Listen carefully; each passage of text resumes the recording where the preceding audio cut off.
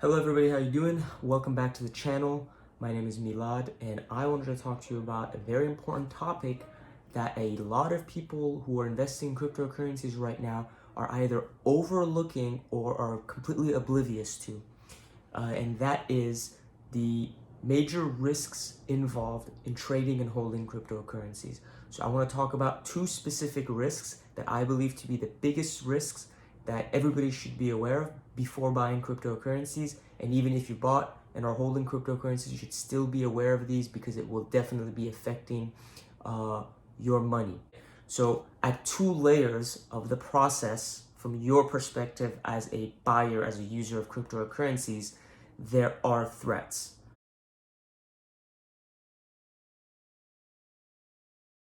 When you're trading cryptocurrencies, buying and selling, you're using different exchanges or third-party companies that are actually doing the transactions for you, right? You give them your cash, whether it's a bank transfer or your credit card, and they go ahead with the account that they've created for you. They go ahead and then they buy the assets and assign it to you. So within this example itself, there is a major risk, and that is the risk of hacking. I'll get into the details of that. And then we have an actual threat to the cryptocurrencies themselves, which is quantum computing. Now, quantum computers, with the extreme amount of power they have, right? Quantum computers are going to be astronomically faster at computing than any current conventional computer that we have.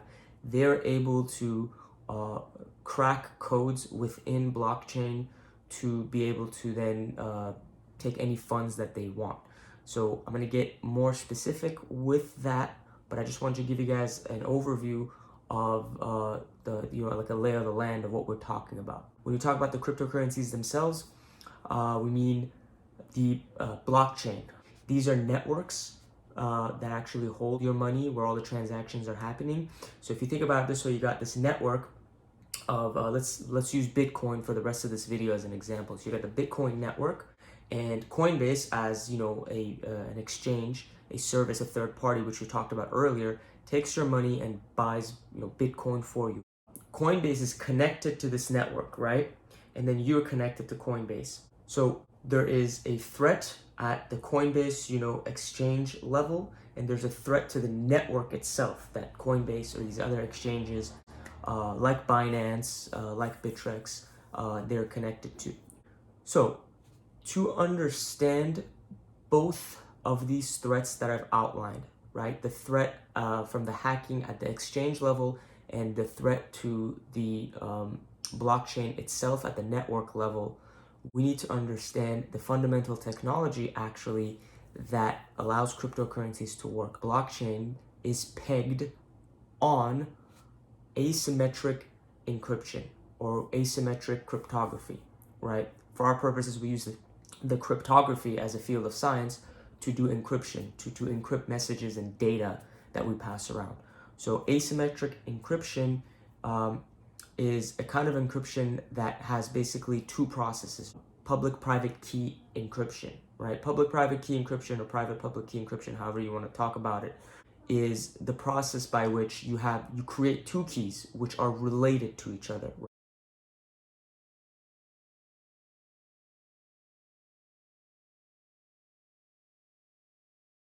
From the beginning, you create two keys, they're related. One is public and one is private. So with the public key, you can have people actually encrypt messages and send it to you. And with your private key, you can decode that message. So your public key, as the name suggests, is out there. Everybody has access to it. Anybody who wants to talk to you can use your public key to do what's called signing or encrypting a message or a piece of data.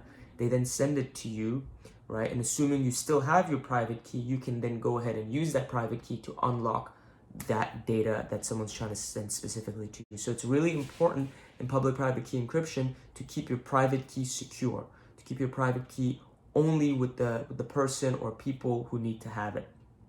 Okay, so that being said, we need to look at a little bit more specifically how public-private key encryption is inherent in the blockchain, right? So when you have cryptocurrencies, you have a wallet, right? And as some of you know, you have a wallet address. So that wallet address is public. It's out there. You can give it to people to pay you, and we'll imagine that the public key you have is actually your wallet address, right? Your public wallet address. So when you go through a cryptocurrency exchange to buy cryptocurrencies like Bitcoin, the exchange actually goes through the process of creating these related pairs, right, of a public and private key for you. So when they create a wallet for you, they also have a private key that can unlock that wallet, right?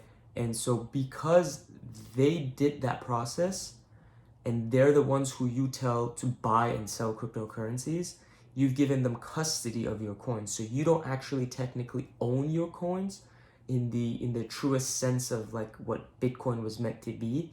The exchange owns your coins. If you don't have possession of your private key, you do not own that money.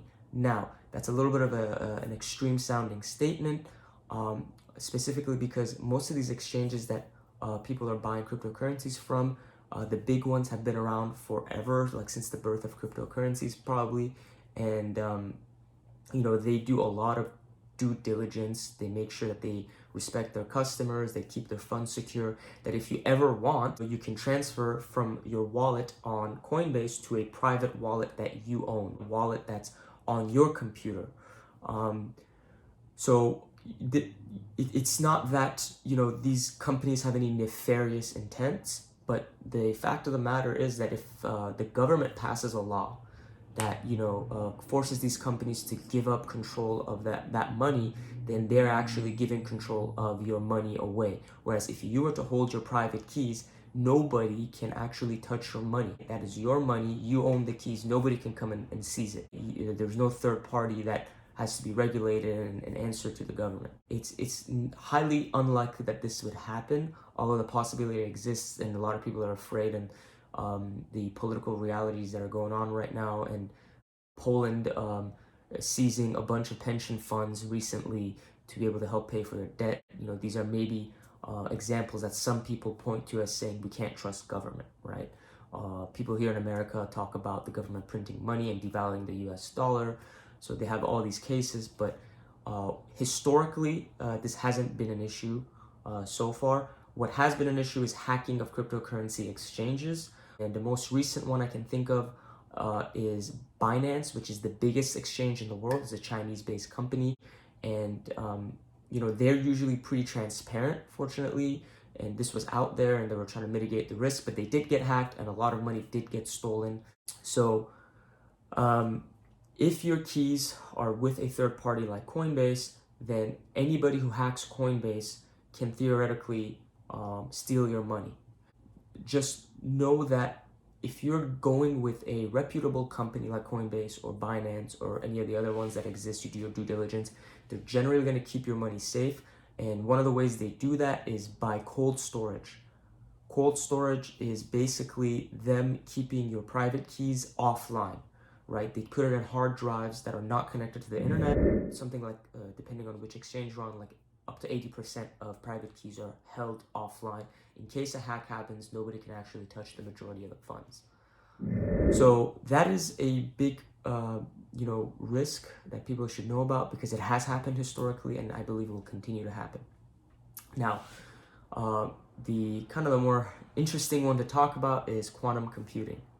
So, quantum computing basically is a new paradigm of computing that's, just insanely faster than anything we have. There's some statistics out there, that are saying that if we put together all the computers in the world that we have today, including supercomputers, so massive network of computers working together to solve one problem, just one quantum computer can solve that problem, faster than all those computers combined. And when we talk about cryptography, it relies on these problems that are really hard to solve. So in asymmetric cryptography, the problem has to do with finding the prime factors of one massive number. Computers will have a very hard time finding the prime factors of a very, very, very large number, something to the order of like the life of the universe.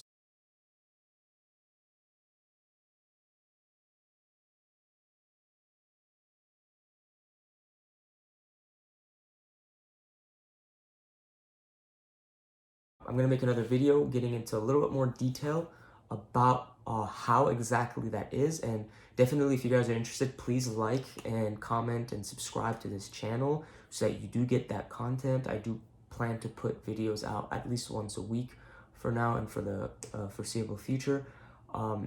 It would really help me to know if you guys are interested in hearing about that and how technical you want me to get into it, because it gets into a lot of like number theory and background work we're gonna have to do for people to properly understand. Right now, the NSA, Google, and a company called D-Wave are working together. They have been working together for many, many years to create viable quantum computers. We probably have very powerful quantum computers right now that exist that nobody knows about, given the massive budget that the NSA has and the importance of being able to crack codes. It's not a question of if, it's a question of when quantum computers will come out.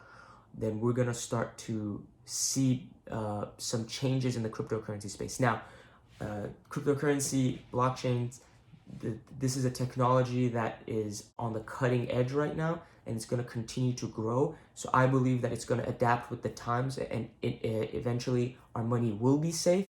But imagine that interim period where the first commercial quantum computer is out, and companies who have not updated their systems to be able to protect against that are probably going to be hit. And so what you need to know as a consumer right now in the blockchain cryptocurrency space is to be aware of these technological challenges that are faced in cryptocurrency, and kind of monitor how the technology moves forward and what your exchanges, the people who holding your money are doing, or even if you're holding your money on your computer, what you need to be doing to protect your assets long term.